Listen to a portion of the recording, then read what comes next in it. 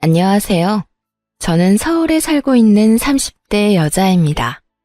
저는 평소에 사연 열차를 즐겨 듣는 애청자인데요. 사연을 듣다 보면 세상에 참 별의별 사람이 많더라고요. 저 역시 그 별의별 사람과 결혼하고 그 못지않은 시댁 식구들을 만나게 되어 이혼을 하게 되었는데요. 저의 기가 막힌 사연 한번 들어보실래요? 저와 남편은 모임에서 만나 1년 연애를 하고 결혼까지 하게 되었어요. 결혼을 하기 전 결혼을 망설이게 된 일이 있었는데 그건 다름 아닌 시모 때문이었습니다. 본격적인 결혼 준비에 앞서 시모를 뵈러 간 적이 있었는데 그때 시모는 저의 직업과 더불어 친정 부모님의 재력까지 관심을 보이더라고요.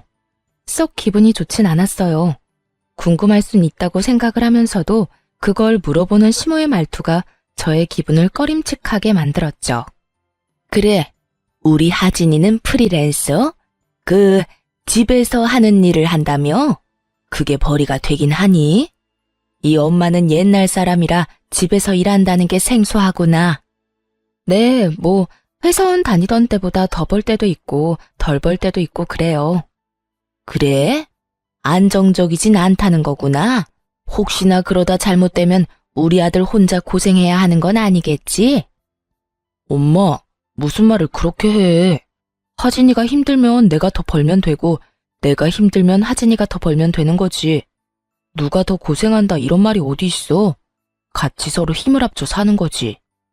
그렇긴 한데 아무리 그래도 같이 꾸준히 잘 벌면 더 좋은 건 사실이지 않니?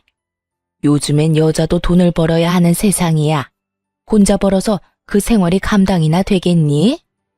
아, 그리고 부모님은 들어보니 벌어두신 걸로 생활하신다고 하던데. 노후 자금까지 마련해둔 상태인 거지? 혹시나 나중에 너희한테 손 벌리거나 하진 않겠지? 아무래도 하진이가 외동딸이니 조금 걱정인 부분이 없지 않아 있구나. 제 직업과 벌이에 관해 물어볼 땐 충분히 궁금해하실 수 있다고 생각했습니다. 하지만 부모님의 재력이나 노후에 관해 물어오니 이건 좀 아니란 생각이 들더라고요. 하물며 시모 본인은 계속해서 남편에게 용돈을 받아 쓰고 있는 것을 뻔히 아는데 제 앞에서 저딴 말을 하니 어이가 없기도 했어요. 이런 제 마음을 남편이 눈치챘는지 서둘러 시모의 입을 막아버리더라고요. 엄마, 왜 계속 그런 걸 물어? 하진이 집 우리가 걱정할 필요도 없을 만큼 준비 탄탄하게 잘 해놓으셨어. 그러니까 그런 거 자꾸 묻지 말란 말이야. 내가 진짜 하진이 보기 부끄럽다고. 하진아, 엄마가 돌아가신 아빠 때문에 생활고에 시달린 경험이 있으셔서 그래. 생활이 힘들면 아무래도 가정부터 무너지니까. 그러니까 기분 나쁘게 생각하지 말아줘. 아니야. 기분 나쁘긴. 전 괜찮아요, 어머님. 그리고 부모님 노후 자금은 다 준비하신 걸로 알고 있어요. 그러니 그런 걱정은 안 하셔도 돼요. 제 일도 고정적으로 맡고 있는 일이 있어서 기본적으로 꾸준히 버는 돈도 있으니 그것도 걱정하지 마시고요. 말은 이렇게 했지만 꺼림칙한 기분을 지울 수가 없었는데 그놈의 사랑이 뭐인지 남편을 너무나도 사랑한 저는 이 적신호를 외면한 채 결혼까지 하게 된 것이었죠. 처음 2개월, 3개월까지는 참 좋았습니다. 이래서 결혼들을 하는구나 하는 마음이 들 정도로 행복했어요. 행복하면서 오는 안정감은 일도 더 잘 되게 만드는 것 같았고 하물며 시간을 따로 내 데이트를 할 필요도 없이 매일 밤 집에서 남편을 만나니 시간을 더 활용적으로 쓸 수 있는 기분마저 들더군요. 신혼 초엔 남편의 행동도 제 마음에 쏙 들었는데 남편은 집안일을 잘하며 여자일 남자일 나누지 않고 적극적으로 뭐든 나서 처리해주곤 했어요. 저 역시 그런 남편을 위해 일이 끝나고 나면 맛있는 음식을 준비하고 쾌적한 환경에서 남편을 맞이하고 노력했었죠. 이렇게까지 행복한 것이 결혼이라면 진작 했어야 했다는 생각이 들 정도로 만족스러운 결혼 생활이었는데 애써 무시하고 넘겼던 시댁에서 일이 일어나기 시작했습니다. 처음 문제는 남편의 여동생 신우였어요. 저에겐 제 능력을 따지는 것도 모자라 친정의 재력에 대해서도 아낌없는 걱정과 우려를 토해내던 시모는 정작 본인 노후에 대한 대책도 없어 보이더군요. 더 가관인 건 신우이였는데 신우이는 적지 않은 나이인데도 불구하고 제 앞가림도 제대로 못하고 있었어요. 시모는 그나마 살고 있는 집이 작아였던 터라 남편이 조금씩 주는 용돈과 소일거리를 하며 생계를 유지라도 하고 있었는데 젊은 신우이는 조금만 마음에 안 든다 싶으면 참을 생각은 전혀 하지 않고 회사를 그만두는 것을 반복하고 있었죠. 오빠, 나 회사 그만둬서 그러는데 용돈 좀 주면 안 돼? 너 또 그만뒀어? 입사한 지 얼마나 됐다고. 이번이 몇 번째야? 아, 몰라. 자꾸 이상한 트집 잡아서 구박하잖아. 요즘 세상에 갑질이 말이나 돼? 그럼 말도 안 되는 갑질 참으면서 회사 다니는 사람이 어딨어? 어쨌든 용돈 좀 줘. 나 돈 하나도 없단 말이야. 너 이번이 정말 마지막이야. 다음부턴 국물도 없어. 네, 오라버니 고맙습니다. 이렇듯 신우이는 야금야금 남편에게 용돈이란 명목으로 돈을 뜯어가기 일쑤였고 그 액수가 크지 않았던 터라 그저 지켜만 보고 있는 상황이었죠. 그런데 신우이는 남편에게 뜯어가던 돈으론 부족했는지 어느 날은 제가 혼자 있는 낮 시간에 집으로 찾아왔더라고요. 연락 한 통 하지 않고 말이죠. 아가씨, 갑자기 무슨 일이세요? 지금 회사에 있을 시간 아니에요? 회사 그만뒀어요. 조금 더 일찍 입사한 게 무슨 벼슬이라도 되는 줄 아는지 과장이 계속 잔소리하고 괴롭혀서 그냥 그만두고 나와버렸어요. 아, 그래요? 그러면 또 취업 자리 알아봐야 하겠네요. 그렇죠 뭐. 그렇지 않아도 이력서 냈는데 면접 보러 오라고 해서 가보려고요. 그래서 하는 말인데 언니, 나 용돈 좀 주면 안 돼요? 면접 보러 가려고 하는데 마땅히 입을 옷이 없어서요. 네? 용돈이요? 아가씨, 얼마 전에 오빠한테 용돈 받아갔잖아요. 그때도 오빠가 꽤 준 걸로 아는데 설마 그 돈을 다 썼어요? 아, 그거 얼마나 된다고 남아있겠어요. 이미 다 쓰고 없죠. 그러지 말고 용돈 좀 줘요. 저 진짜 이번 회사는 꼭 다니고 싶단 말이에요. 이번에 면접 붙으면 그만 안 두고 오래 다닐 자신도 있다고요. 사실 예전부터 들어가고 싶던 회사였는데 번번이 떨어져서 면접도 못 봤던 곳이에요. 제가 오죽 간절하면 언니한테까지 이러겠어요? 그러니까 돈 좀 줘요. 제가 이번엔 정말 잘할게요. 다른 것도 아닌 면접 핑계를 대는데 어쩔 도리가 없더라고요. 하는 수 없이 전 결국 신우이에게 용돈을 주게 되었고 신우이는 말한 대로 정말 가고 싶었던 회사였던 것인지 준비를 열심히 한다 싶더니 취업을 했다고 연락이 왔더라고요. 언니, 저 붙었어요. 그때 말했던 그 회사에 입사했다고요. 그게 정말이에요? 아가씨, 정말 축하해요. 그렇게 가고 싶어 하더니 정말 잘 됐어요. 전 진심으로 축하해 주었고 신우이는 덕분에 취업 성공했다며 고맙다고 하더군요. 그렇게 취업을 한 신우이는 이때껏 다녔던 회사와는 달리 자기 말처럼 열심히 회사에 다녔고 한 달이란 시간 동안 단 한 번도 회사에 가기 싫다, 그만두고 싶다 등의 말을 하지 않더라고요. 그간 매번 한 달 만에 그만두거나 길어도 두세 달이었던 터라 이번엔 뭔가 달라도 확실히 다르다고 생각할 때였어요. 여보, 이번엔 아가씨 오래 버티네? 그 회사 진짜 다니고 싶었던 회사였나 봐. 그때 집에 와서 나한테 용돈 받아갈 때 그랬거든. 진짜 가고 싶었던 회사인데 번번이 떨어졌다고 말이야. 아, 어찌되었든 아가씨가 마음 잡은 것 같아서 다행이다. 나 회사 생활 적응 못하는 아가씨 보면서 내심 걱정했거든. 말도 마. 지금 다니는 회사가 마음에 드는 게 아니라 남자가 마음에 드는 거더라고. 뭐? 아가씨 좋아하는 남자 생겼대? 아니면 남자친구라도 생긴 거야? 남자친구 생기셨단다. 뭐 들어보니까 면접 볼 때 같이 면접 본 사람인데 그 남자 도움으로 면접에도 붙을 수 있었다고 하더라고. 옆에 앉아서 기다리는 동안 면접 노하우도 많이 알려주고 긴장 풀리게 웃긴 이야기도 많이 해주고 그랬대. 정말? 그러면 입사 동기하고 사내 커플인 거네? 그렇지. 아주 푹 빠져있더라. 말끝마다 자기 남자친구 자랑을 해대는데 귀 따가워 죽는 줄 알았어. 신우이에겐 꽤 괜찮은 남자친구가 생긴 듯 했고 전 그 이유가 무엇이든 간에 신우이가 회사에 잘 다니는 것 같아 다행이라고 생각했어요. 딱 여기까진 다 괜찮았습니다. 젊은 남녀가 서로 좋아 만나겠다는데 그건 문제가 될 것이 전혀 없었죠. 하지만 그 다음이 문제였어요. 그날은 시모가 집으로 불러 시댁으로 간 날이었는데 시모의 안색이 안 좋더라고요. 그래서 전 걱정스러운 마음에 시모에게 이유를 묻게 되었죠. 그런데 어머님, 아가씨가 연애하는 게 그렇게 걱정이세요? 아가씨 남자친구가 마음에 안 드세요?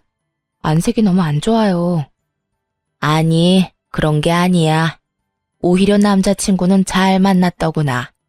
집도 잘 사는 것 같고 사람도 성실하고 반듯한 것이 마음에 들었어.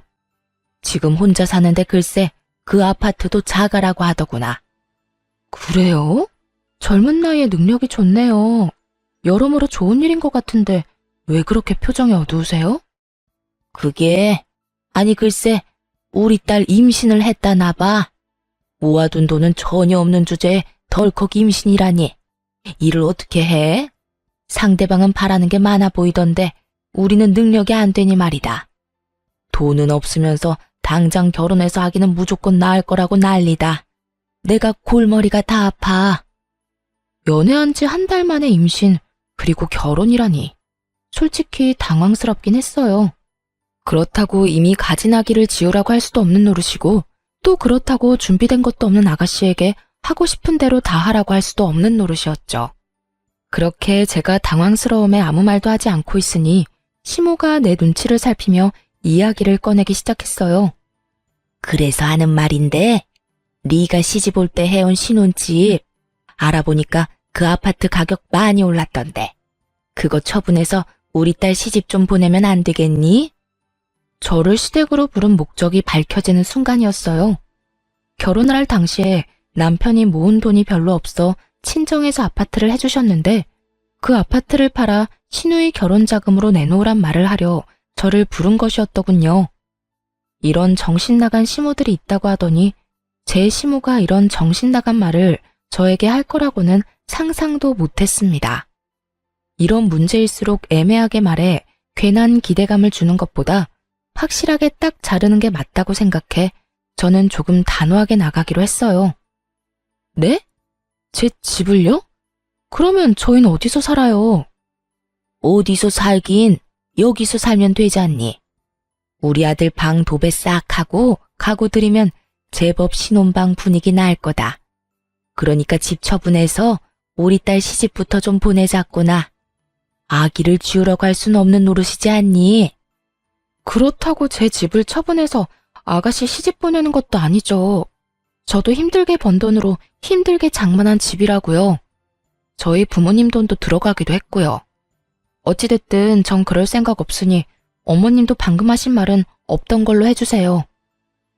제 말에 시모는 섭섭한 기색을 숨기지 않더라고요. 그때까지 소중하다는 듯 부여잡은 제 손을 제가 안 된다고 하자마자 신경질적으로 뿌리친 시모는 이렇게 말했어요. 넌 어떻게 된 애가 생각해본다는 말도 안 하니? 네가 그렇게 딱 잘라서 안 된다고 말하면 내가 민망할 거란 생각은 안 하는 거니? 넌 어쩜 그렇게 네 기분, 네 생각만 하니? 민망하셨다면 죄송해요.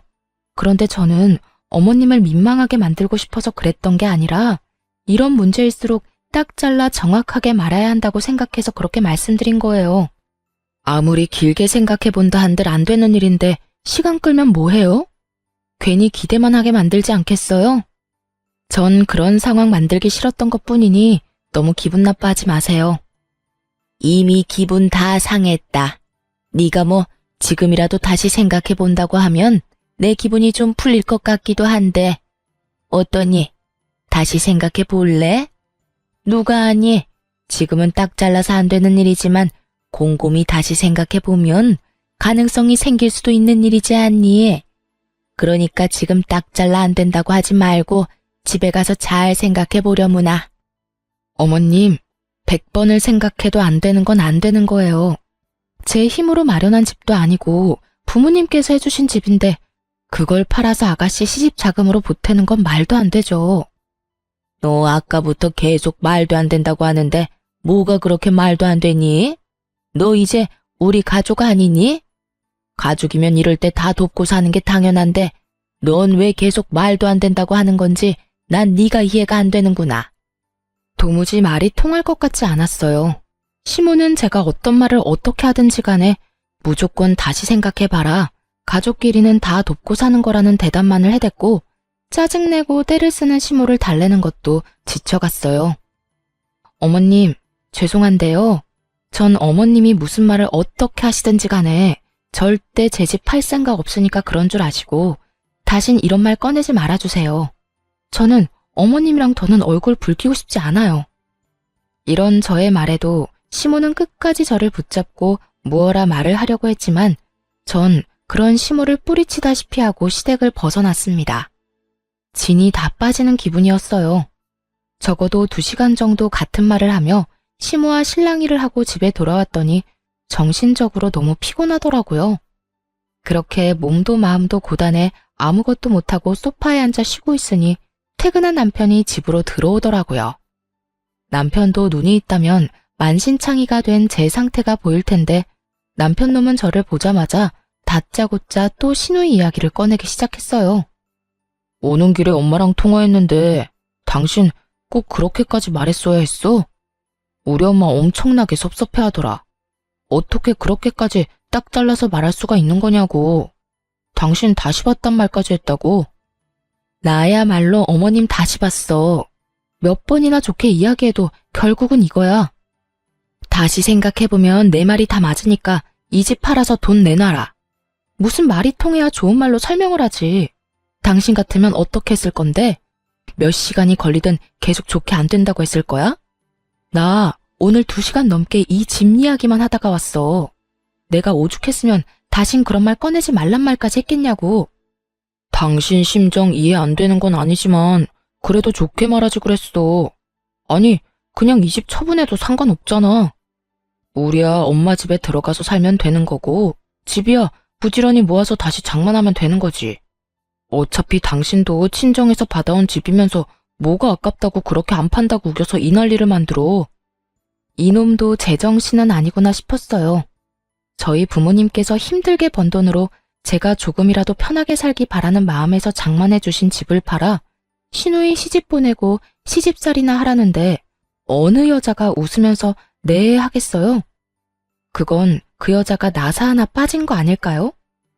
다른 사람은 어떻게 생각할지 몰라도 제 생각은 확고했기에 남편의 말을 듣는 내내 남편의 정신 상태가 궁금해지더군요.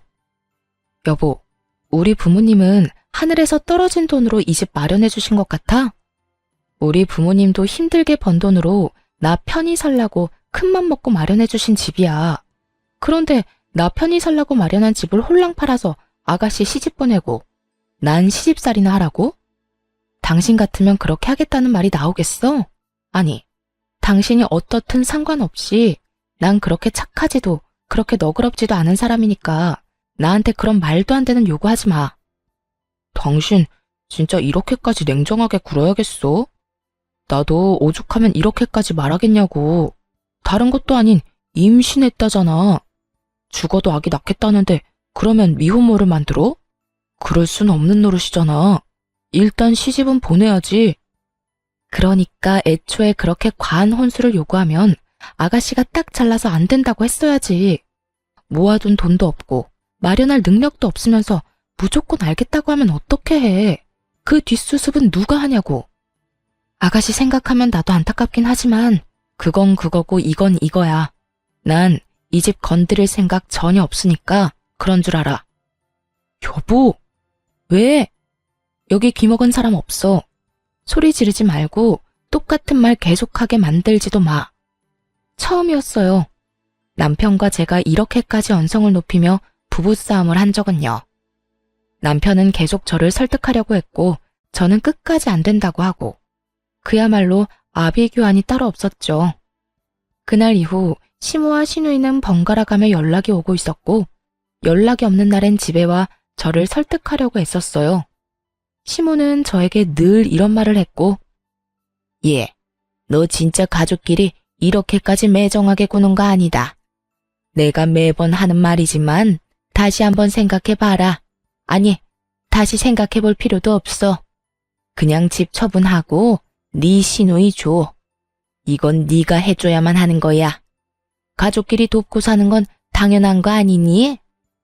너도 이제 우리 가족이고 능력이 되는 네가 해결해줘야 하는 건 당연하다는 이 이야기야. 시누이는 늘 이런 이야기를 했죠. 언니, 진짜 이럴 거예요? 그까짓 돈 얼마나 한다고? 임신해서 그렇지 않아도 힘든 저를 더 불안하게 만들어요? 언니가 돈 안 해줘서 저 시집 못 가면 언니가 책임질 거예요? 저 임신까지 했는데 이러다 결혼 못하면 미혼모 된다고요. 아니 막말로 내가 그런 좋은 집에 시집가게 되면 나만 좋겠어요? 내가 언니랑 오빠한테 다 보답하지 않겠어요? 공부 많이 했다고 하던데 어떻게 당장 눈앞의 것만 생각하고 먼 미래는 생각을 안 해요? 정 아파트 처분하는 게 싫으면 담보대출이라도 받아달라고요.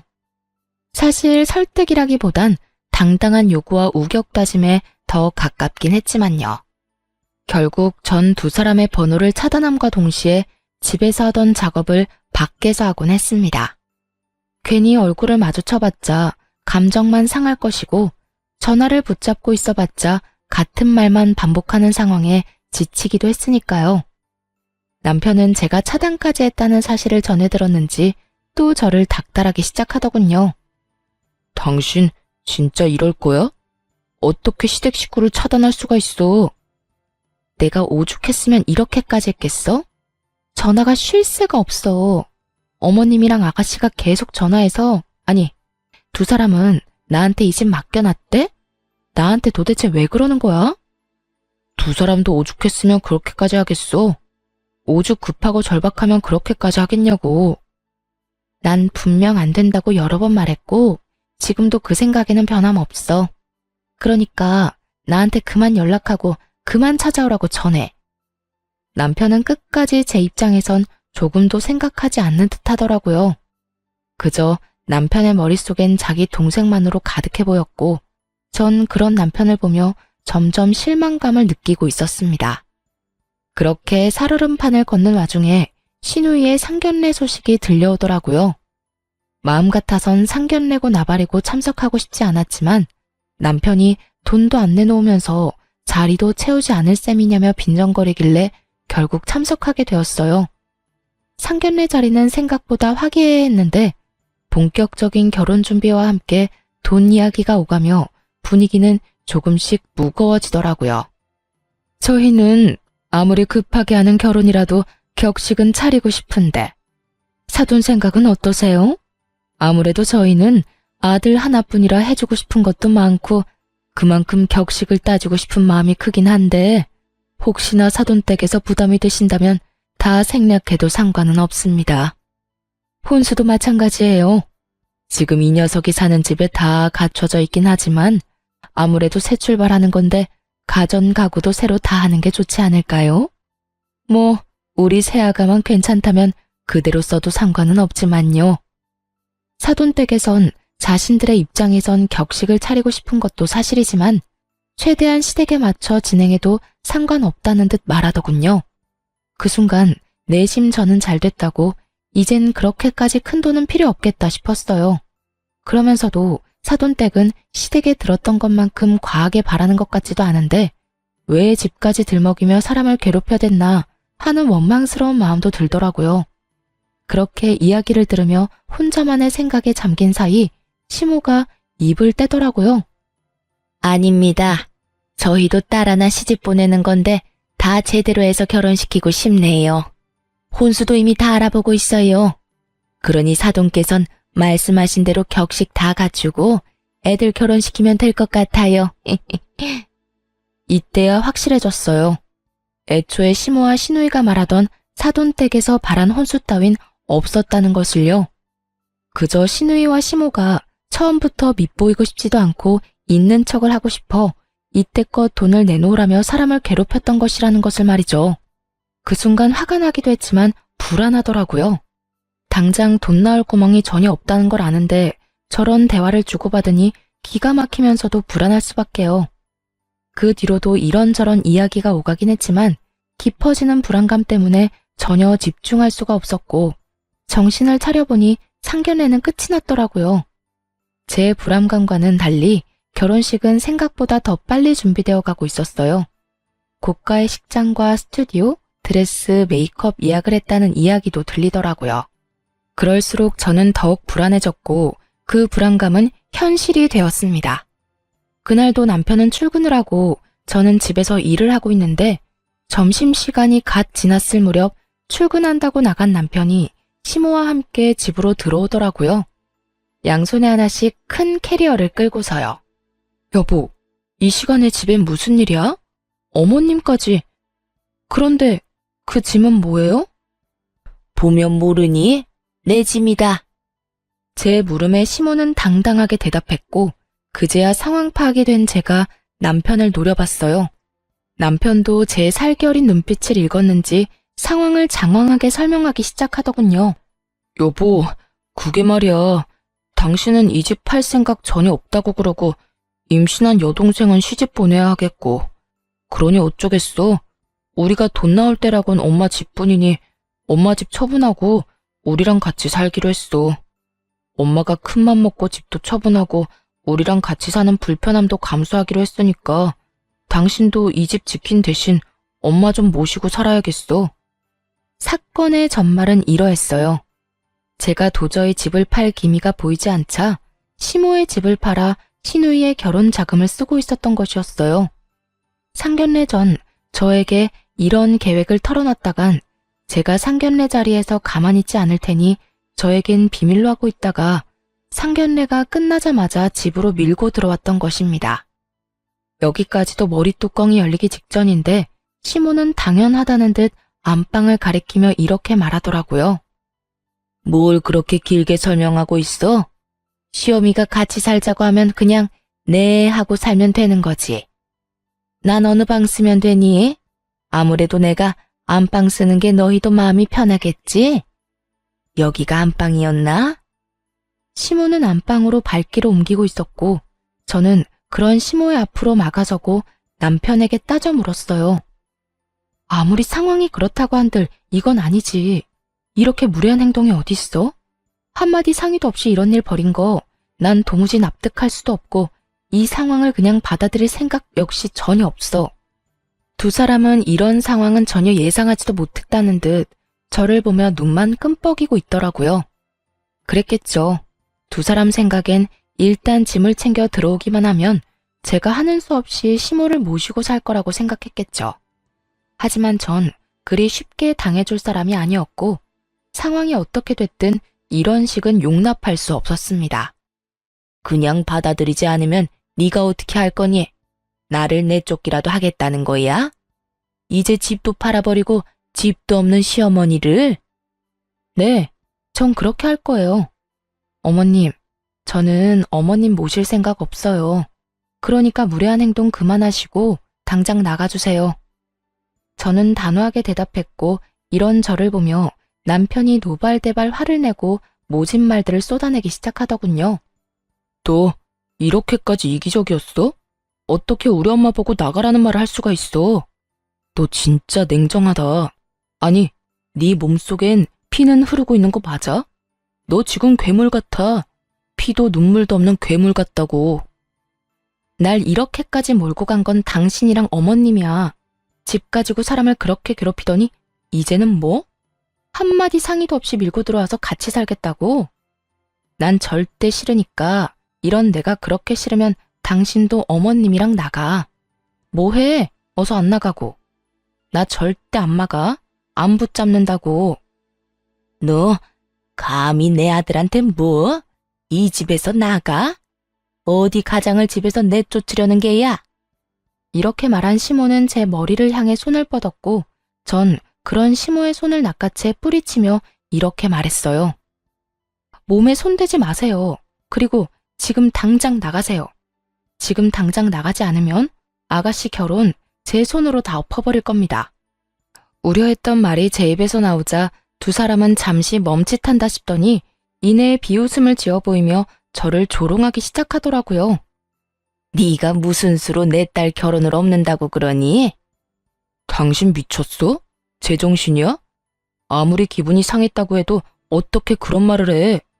당신 진짜 이렇게까지 모진 사람이었어? 내가 진짜 내 동생 결혼만 아니면 당신 같은 여자랑은 그만 살고 싶은 심정이다. 제가 하고 싶은 말을 남편 놈이 먼저 하고 앉았더군요. 저야말로 당장 내쫓아버리고 이혼하고 싶은 마음이 굴뚝이었으니까요. 나도 마찬가지인데 잘 됐네. 그러니까 당장 이 집에서 나가. 이혼하고 싶은 여자랑 얼굴 보면서 살 필요가 뭐가 있어. 어디 어른 앞에서 건방지게 이혼 이야기를 꺼내는 게야? 너 도대체 뭘 믿고 이렇게까지 나오니? 이까지 집? 너 지금 이까지 집 믿고 이렇게 건방지게 구는 거니? 집 있는 게 무슨 벼슬이라도 되는 줄 아나? 자기가 뭔데 이혼을 한다 만다 하는 것도 모자라 내 딸 결혼까지 망친다고 하는지. 저 다 알고 있어요. 아가씨 임신한 거 아니라는 거. 뭐야? 네가 그걸 어떻게 알고 있는 거야? 그래요. 아가씨는 임신한 적이 없었어요. 이 사실을 알게 된 건 멍청한 신우이의 뒤처리 때문이었죠. 한참 저에게 돈을 요구하던 시기에 신우이가 저희 집까지 찾아온 적이 있었는데 그때 화장실을 자주 간다 싶더라고요. 임신 초기에 화장실을 자주 가기도 한다고 하니 그런가 보다 했는데 신우이가 돌아가고 난 후 화장실을 가니 쓰레기통에선 여러 개의 생리대가 발견되기도 했고요. 정말 기가 막히지 않나요? 어떻게 임신을 가지고 장난질을 할 수가 있는지 제 상식으론 이해가 되지 않더라고요. 아무리 그 남자를 붙잡고 싶고 그 집안의 재력이 탐이 난다고 한들 그런 거짓말은 절대 안 된다고 생각했죠. 그러면서 이때껏 저를 대했던 모든 행동에 대해 의구심을 품게 되기도 했고요. 사실 처음에 신우이가 임신했다고 하며 시집갈 돈이 없다고 했을 때 조금 흔들렸던 건 사실이에요. 아파트 차분까진 아니더라도 그동안 제가 모았던 돈 정도는 보태주려고 했었어요. 하지만 시모가 파렴치하게 나오는 모습을 보며 그 생각도 스치듯 지나가 버렸고 절대 아무것도 내주면 안 된다는 생각을 하게 된 것이었죠. 어찌됐든 이렇게 전 아가씨가 가짜 임신으로 결혼까지 하려는 것을 알았고 시모 역시 한 집에 사는데 이 모든 사실을 모를 일 없다고 생각했던 것이었죠. 제 예상대로 시모는 모든 사실을 다 알고 있었고 멍청한 제 남편은 전혀 아무것도 모르는 눈치더군요. 뭐라고? 임신한 게 아니었단 말이야? 왜 그런 거짓말을 했대?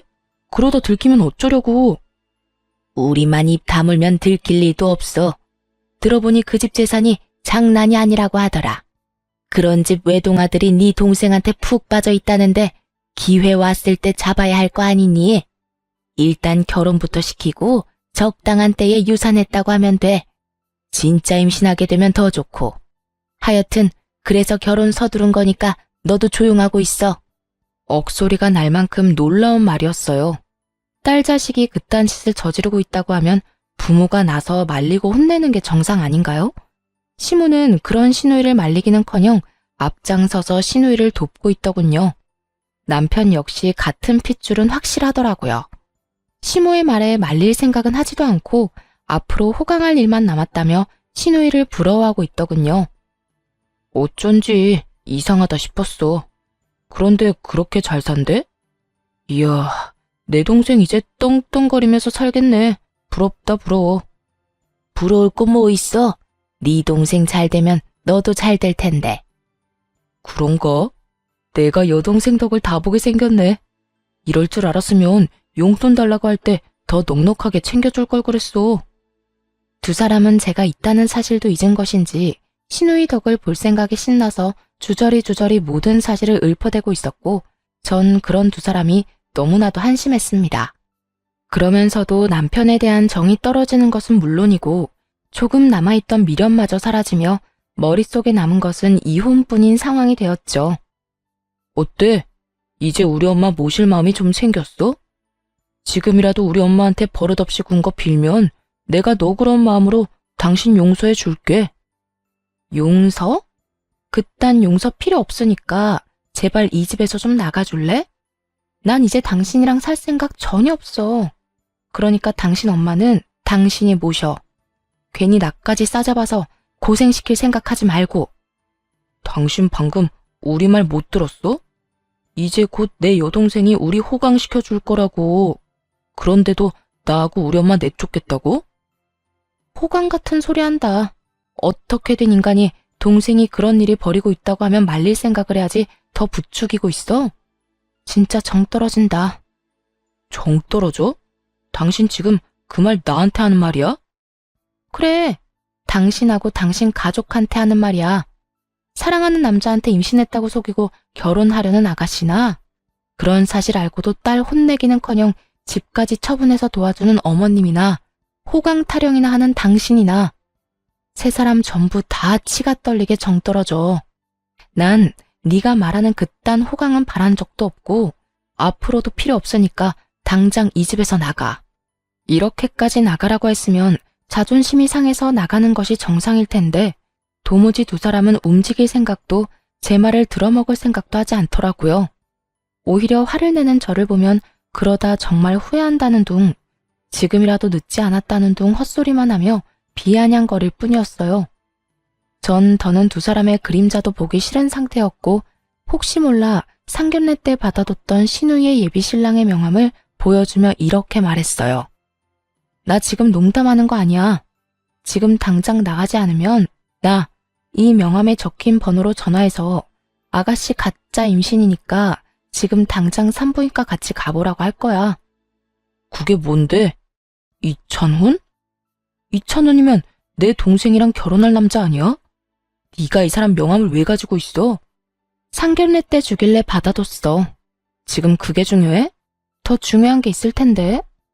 정말 네 동생 결혼 다 엎어버리기 전에 당장 나가라고.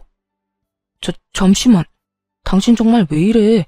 지금 우리가 여기서 나가면 어디로 가? 오갈 데도 없단 말이야. 그것까지 내가 해결해줘야 해? 이혼할 마당에 그런 것까지 내가 신경 써줘야 하냐고. 신경 써달라는 게 아니라 며칠 시간을 좀 달라는 말이지. 아니, 이혼할 때까지는 여기서 좀 지내면 안 될까? 당신이 원하는 대로 이혼할 건데 조금만 지낼게. 느끼셨나요? 남편이나 시모나 대화가 통하지 않는 것은 매 한 가지였어요. 아니, 통하지 않는 것을 넘어 아예 되지 않는 수준이었죠. 저는 도저히 안 되겠다는 생각에 두 사람이 보는 앞에서 명함에 적힌 번호를 누르기 시작했고 그런 제 모습을 보던 남편과 시모가 화들짝 놀라며 짐을 챙기기 시작하더라고요. 지금 나가. 지금 나간다고. 그러니까 전화하지 마. 당신이 전화하면 진짜 큰일 난다고. 그래, 얘. 나 짐 다 챙겼다. 이제 나갈 거야. 그러니 전화하지 말거라. 앞으로 여기 찾아오지도 않을 테니 절대 전화하지 마라. 아연실색한 두 사람은 서둘러 집을 떠나버렸고 전 잔뜩 겁에 질린 채 도망가는 두 사람의 모습을 보며 깊은 한숨을 내쉬었어요. 그날 이후 이혼 준비에 박차를 가했어요. 저를 괴롭혔던 남편은 물론이고 시모 시누이에게까지 위자료를 받을 수 있었죠. 금액이 많진 않았지만 속이 다 후련하더군요. 거기에다 전 제가 결혼을 하며 쓴 모든 비용을 청구해 그것마저 6개월이란 시간 동안 대부분 돌려받을 수 있었습니다. 제가 이혼을 하고 난 후 전 시누이에게 연락이 왔더라고요. 들리는 소문으로 결혼 한 달 만에 이혼 취소를 당했다고 하던데 그 소문이 맞더라고요. 이렇게 전화까지 한 걸 보면요. 야, 네가 다 말했지? 나 가짜 임신이었던 거 네가 다 말했잖아. 너 다 알고 있었다며. 네가 내 남편한테 전화해서 산부인과 가보라는 거 아니냐고. 야, 마누라가 임신했는데 남편이 병원 같이 가고 싶어 하는 건 당연한 거 아니니? 어디 애먼 사람한테 전화까지 해서 핫플이야. 그전까진 병원 가보자는 말도 안 했단 말이야. 왜 갑자기 병원에 가자고 하냐고. 그걸 나한테 물으면 어떻게 해? 네 남편한테 물어봐. 당사자 두고 왜 나한테 이 난리야? 이혼하자고 저 난리를 부리는데 어떻게 그딴 걸 물어봐? 진짜 머리는 장식용이야 뭐야? 너야말로 대가리가 장식용이겠지. 야, 네가 이혼을 하든 재혼을 하든 난 다 상관없고 관심도 없거든?